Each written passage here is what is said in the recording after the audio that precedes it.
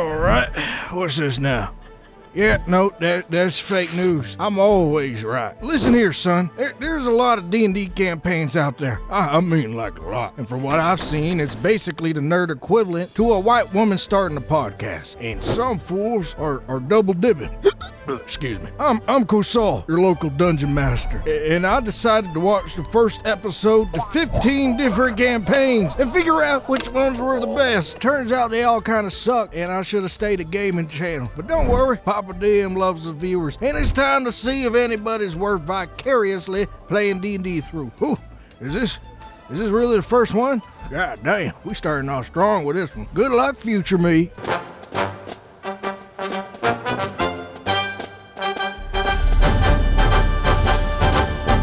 Looks like we're kicking this bad boy off with Twiddledee and Twiddle Consent. Now I could sit here all day and roast a couple marshmallows, but I'm here for one thing and one thing only. Because I can forgive differing political opinions from a guy that hasn't brushed his teeth in 2 decades. I can forgive a dude with a pregnancy fetish that might also have trouble understanding consent laws in America. But let's be real, who expected anything different from someone that Final Fantasy XIV players look up to? What I can't forgive is dog shit role-playing. And are they bad at role-playing? For obvious beginners, they're really not too bad at it. But these are people that professionally entertain teenagers on the internet, so is that really too surprising? Unlike a lot of other campaigns on YouTube, I like the fact that watching this feels like a legitimate playthrough of a session. It's nothing too overly produced or random side conversations being cut out. Not entirely for me, but it's something I can admire. Everything is right there for you to take a look at, mistakes and all. What I don't like is that it felt like they were just playing with themselves. Something one of them should have kept up after this campaign.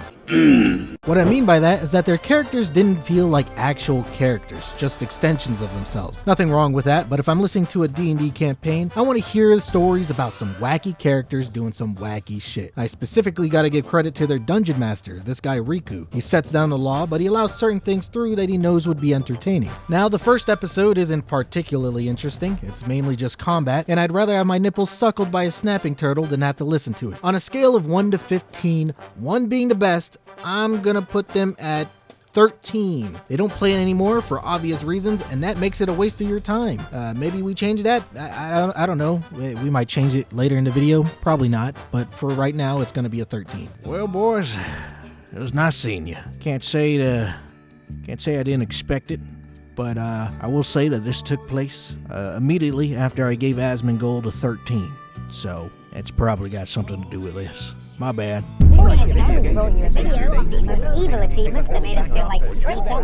Here's 7 different ways that your friends are gonna cancel last minute to the session. Yeah, you know those British outside Xbox guys? The ones that make list videos? They have a tabletop channel. I happen to watch their Deadlands campaign, and it definitely gives you whiplash watching British people roleplay folks on the American frontier. Now, typically when an established content creator, especially groups, start a tabletop game, I naturally assume that they will quit after a while. Kind of like Asmongold, you fucking coward. But the folks at Oxventure have been keeping it up for 7 years, and that's goddamn respect. And with what appears to be the same core people, I can't even maintain friendships for that long. I might just be too socially retarded to understand intimacy. But what I do understand is that their campaigns are actually pretty good. They've got a good setup, and everyone's real involved into the roleplay with outfits and all. Also, whoever their sound design guy is killing it. I wouldn't say that it fits the type of comedy or banter that I like, but I can see it being pretty solid for a certain type of person. Now, my friends, keep in mind that I do not watch D&D playthroughs. I only watch mine, and that's for note-taking purposes. But real recognizes real, and there's solid production here. It's like Critical Role, except everyone at the table doesn't know what seasonings are. I'm gonna rank them, you know what? I'm probably shooting the gun here, but I'm gonna give them a 5 for now. But that can easily change once I watch everyone else. So be proud, Brits. You made it to the top 5 on a COSOL list. Make a video about that, why don't you?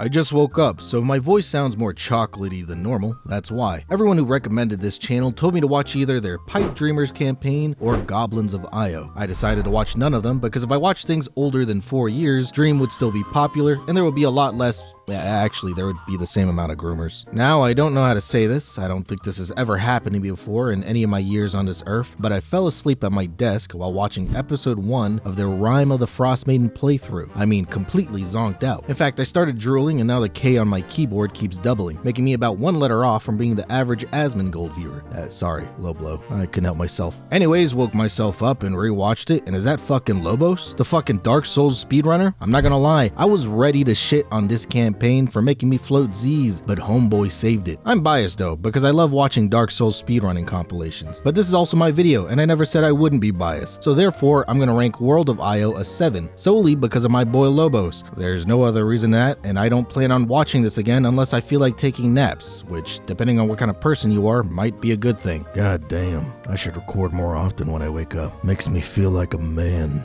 Anyways, next campaign.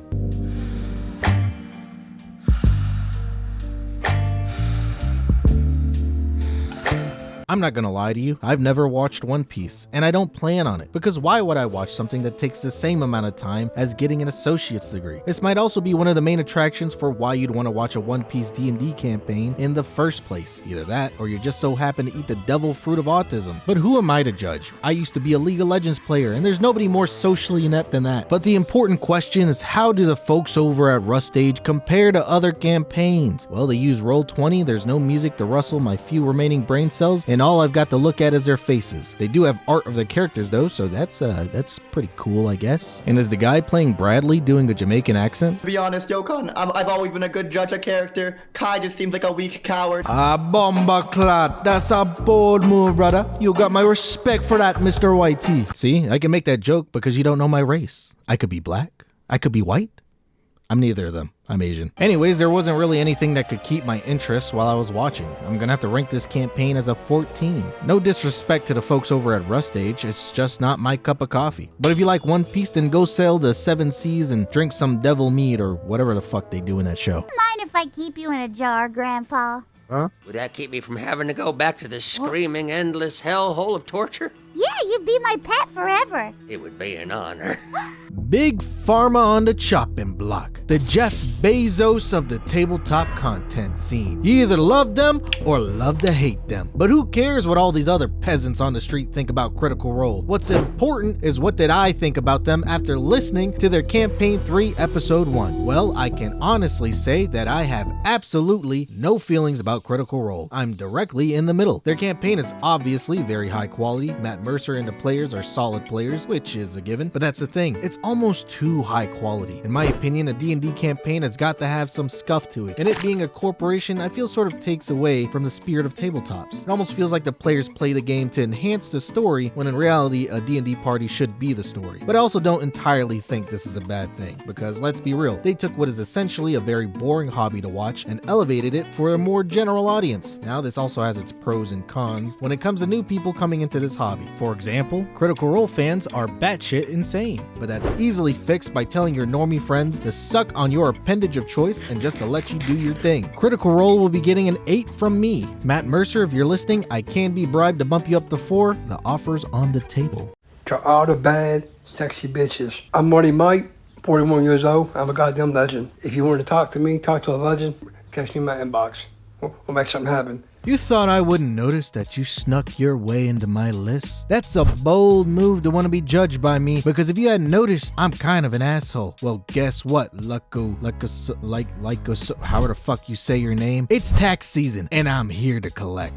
GM's Day Off is not a campaign, but a series where a bunch of tabletop designers run each other's games. So it looks like we got a bit of free promo coming up. Well, guess what? I don't care about game rules. I'm here to be entertained. Oh, look at that. Y'all got that dude to play. I've seen him before. You better watch out, brother. Take a wrong corner and Disney might be coming for that ass. This whole thing might just be a shill for the passion projects of a bunch of randoms on the internet. But there's something a little different here. I like the fact that watching them feels like watching your uncles play spades. You gotta admit, there's something endearing about some dudes coming together to play each other's games. Listen, enjoyment of a campaign is gonna be subjective for everybody that watches. I have the mental capacity of a newborn baby that was thrown in a dumpster during prom. So me no think very good. I think if you're interested in game design and want to see a developer's way of thinking, then this campaign is worth checking out. To me personally, that sounds fucking awful, so I'm gonna give you guys an 11. To other folks, this could be a diamond in the rough. Be proud to know that just by being on this list, you've beaten over 15 other candidates. Check them out if you're a nerd. Support your friends for it. You out here supporting these celebrities and these big businesses, support your friend then. I have no clue what Mage the Ascension Chronicle is. Despite the fact that I make videos about tabletops, I only keep up with D&D, Pathfinder, and Call of Cthulhu. Even then, this is a solid session 1. It kept me engrossed the entire time, and I'm a huge fan of whatever this POV thing that Bruva has in the background. What I've discovered about watching a lot of these campaigns is that most of them never really think about the YouTube video aspect of them. The majority of them are indistinguishable from a podcast. You can basically listen to them and catch up on whatever work you procrastinate on, kind of like what you might be doing right now. But sometimes I want to sit there and brain rot to a video for a while. I need some varied stimulus to keep me in the zone, and the more I think about it, I might have legitimate cause to get an Adderall prescription. The characters are charming, the music is solid, and there's a monkey. This is one of the more unique campaigns I've watched on YouTube, and I think everybody should give it a try. Does it keep up the quality after episode 1? Zero clue. That's all I watched. Either way, Norfolk Wizard Game Chapter 1, The Killing of Clippy, will be securing the bronze medal as number 3 on our list. God damn, I hate myself. I'm not joking when I say I consume like zero D&D media outside of these videos and my campaign. I've cleared an entire handle of Hennessy because of you, Bajanga. I hope you're happy. Who we got next? He's still making videos? Oh, that'll make this next part pretty easy then.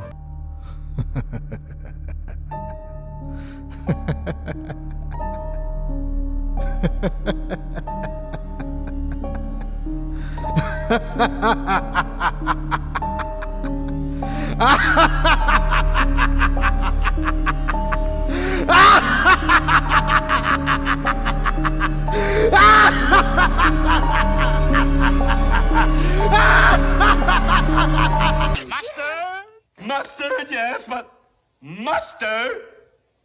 Don't let's be silly. With how much these guys show up on my feed, I might as well be playing in their sessions myself. These guys have so many goddamn campaigns going on, I don't even know which one's the main one. So I decided to just go with what seems to be the most popular, which I think is this Witchlight one. Little known fact about me is that I actually really like campaigns that involve circuses. I don't care how cliche it is, they're just super cool to me. I've also been told that one funny part of this particular setting is some sort of clown NPC, but according to this comment, they don't show up until episode 2, and if I watched the second episode, that would be favoritism and racist. Do you want me to be racist? Because I don't. I do like this little twist of dread thing they've got going on. It seems like a cool way to involve the audience into a campaign, but how much is 666 bits? $6?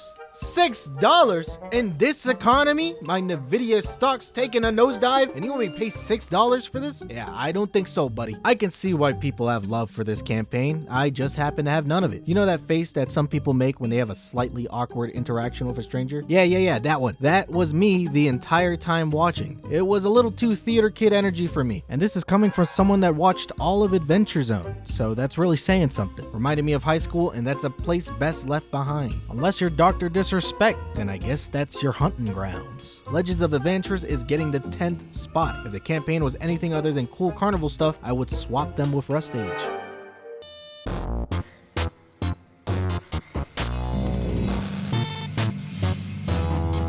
No.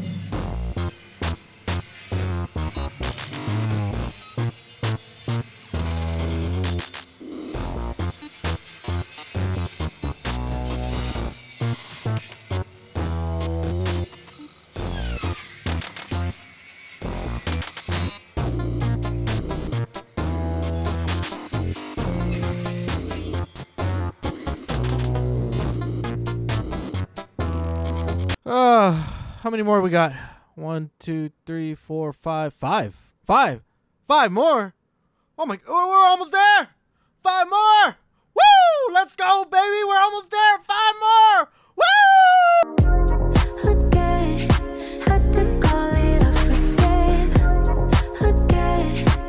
This is the second time I've added a Therian meme to a video, and I don't like how it's making me feel confused and conflicted. This might unironically be the gayest campaign I've watched so far. I don't mean that in the insult way either. I mean literally the gayest one so far. And yet, as a straight male who lacks the understanding of wanting to be an anthropomorphic animal, this was somehow more entertaining to watch than most of the ones I've seen so far. Probably because I just kept wondering what the fuck was happening for every minute I was watching. Maybe I'm just a simple guy to please, but they are kinda checking off the list. They use Foundry, have character art, visual stimuli for that theater of the mind. My only real critique is that there's not enough friendly banter to balance out the dead air sometimes. Listen, I'm not saying I'm ready to give up fur burgers or take up a couple of spin classes at the Red Rocket, but this was surprisingly entertaining. It's like going to a developing country for the first time. Have some fun, eat some new food, probably get food poisoning, and now you're ready to go back home to show your friends pictures of all the different experiences you had. Except for the pictures you put in your text files folder for 2022. That's for when you're feeling extra lonely. Will I make fun of a furry? 100%. But I also make fun of everybody. Will I judge someone for being a furry? Not publicly, but will I fight for a furry's right to run a tabletop campaign on YouTube? Of course. Because saying no would be unconstitutional and go against everything the founding fathers stood for. This is America, the country of freedom and expression, the land of opportunity, and it would be unjust to allow a bunch of British people that make video game top 5s to be higher than these innocent gay furry role players. Gnollplaying Games will be overtaking the 5th spot from Oxventure. We hold these truths to be self-evident, that all men are created equal, that they are endowed by their creator with certain unalienable rights, that among these are life, liberty, and the pursuit of happiness. God bless America. First thing you're gonna want to start with is Fantasy High. Fantasy High is your classic coming-of-age story set. 6 years ago? 6 years ago? I think not, Mr. Mulligan. You're not gonna pull the wool over my eyes. 6 years is basically the time it took for Gen Alpha to gain sentience. Yeah, Gen Z is now the working class. Feeling old yet? Alright, what's their latest one? This might unironically be the gayest campaign I've watched so far. Huh. Guess I spoke too soon. Members only content? What the fuck? Alright, I don't feel like figuring this out. That's unfortunate. That was probably pretty entertaining. Dimension 20 can go chill right there, I guess. Who else is there? You guys. Alright, come here. Congratulations. You guys get 7th place. I'm not watching your session, but good job. I guess you're now officially higher than Critical Role. I can't believe Oblivion Remastered just released while I'm still trying to make this video. The OG is like my 5th favorite game of all time. This is just an update that after this video drops, you might not see me for a while.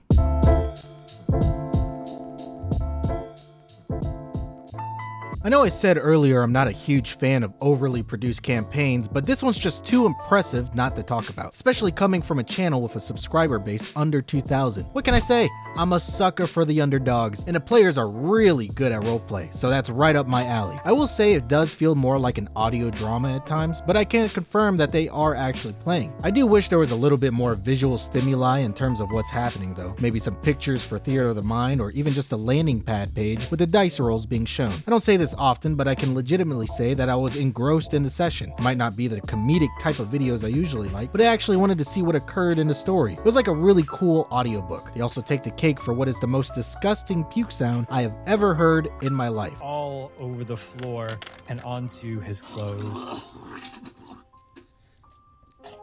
While the pixel art is fantastic, and I assume not AI, I don't know, I've proven I'm bad at telling these things apart, this campaign is really good to listen to while getting work done. I think if you want to check into a new campaign and see some solid roleplay, then Roll for Impact is a really good choice. I'll be giving them the 4th place on this list. I love watching that. My friend Newt gave this campaign a listen and said it sucks. I think my friend Newt sucks. Out of every campaign I've listened to so far, I think this might be the one I continue to watch. And that's really saying something because that's going to be eating into my time to watch Will Tennyson videos. I'm really digging this kind of shitty green screen they've got going on and the various sound effects throughout. It's also the only one that made me legitimately laugh, and the part with Troy was super entertaining. I think they have a really good mix of scuff, playthrough, comedy, and taking out the parts of their sessions that are boring as shit. In fact, I would even go as far to say that it made me rethink how I'd like to share playthroughs of my own campaign someday. This campaign felt like the boys coming together to play some tabletops, and that just brought up memories of me and my buddies picking up this hobby 5 long years ago. Roleplay aside, we're just here to have fun. Now I don't know if this campaign keeps up the quality after session 1. At this point of the video, I've watched so many D&D campaigns, I'm literally having dreams about them. To give you an idea, I started with over 30 different campaigns, which is drastically decreased because I had literally nothing good to say about them. Anyways, the folks that just roll with it will be securing the silver medal at number 2, leaving only one channel to secure the number 1 spot as the greatest D&D campaign of all time.